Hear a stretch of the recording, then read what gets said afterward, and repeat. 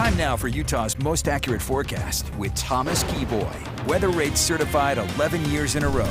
Good afternoon, Utah. We are tracking more showers and thunderstorms, and within the last 15 minutes, we have a new flash flood warning to tell you about. It's in central Garfield County, and some of the locations include Little Death Hollow, Wolverine Canyon, Spencer Canyon, and the Gulch. So if you're in this area, you need to make sure that you're moving to higher ground, as flash flooding is either ongoing now or is expected to begin very shortly, as we've already seen kind of around of a quarter of an inch to half an inch of rain that's fallen in this particular area. So if you're in this area, you need to be in higher ground. But if you know of anybody in this area, go ahead and give them a call. Let them know that they could be experiencing flash flooding here soon if they're not already expecting flash flooding.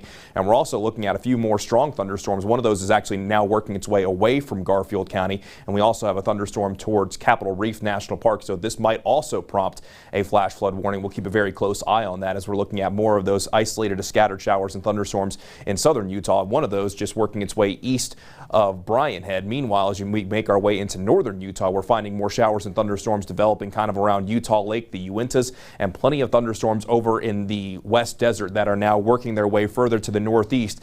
And eventually, some of these thunderstorms might eventually find their way to the Wasatch Front. So as we go through this afternoon and go into the early stretches of this evening, continue to keep your eyes to the skies. But our weather headlines for you moving forward will remain with that stubborn heat. That's not going anywhere anytime soon. Going to remain breezy. The air quality along the Wasatch Front hasn't been the greatest. So that's another thing to be mindful of. But as we go into your Wednesday, Thursday, and Friday, moisture will be taking a little bit of a dip before we could see another surge of moisture, possibly by this upcoming weekend. Models are kind of waffling a little bit back and forth on that.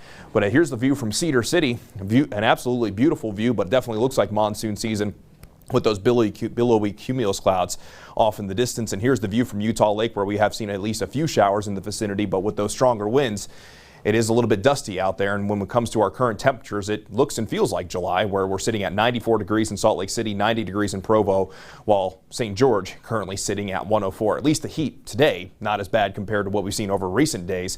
But then as we make our way through tomorrow, that temperature will start to creep back up along the Wasatch Front, climbing to 99 degrees in Salt Lake City, 95 degrees in Logan, 105 in Moab, 106 down in St. George, and Cedar City will make it to 93 degrees. So let's begin the Futurecast 5 o'clock this evening, and we'll be looking at more of those scattered showers and thunderstorms from now through around 9-10 o'clock tonight. But notice what happens as we lose that daytime heating. The chance for showers and thunderstorms will begin to go down, mostly calm by the time we get into the overnight hours. And then for a Wednesday, there's still going to be some moisture in place, just not as much moisture compared to what we've seen over recent days. So showers and thunderstorms will become more isolated in nature, not necessarily scattered.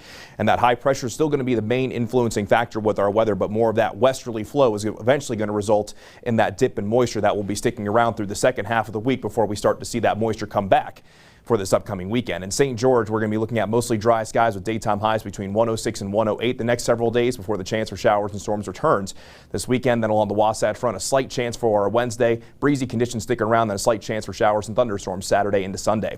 If you want to stay on top of your weather, all you have to do is download the Pinpoint Weather app. It's got a built-in radar, a great tool to have. All you have to do is scan the QR code right there on your screen. Stay with us. We'll be right back after the break.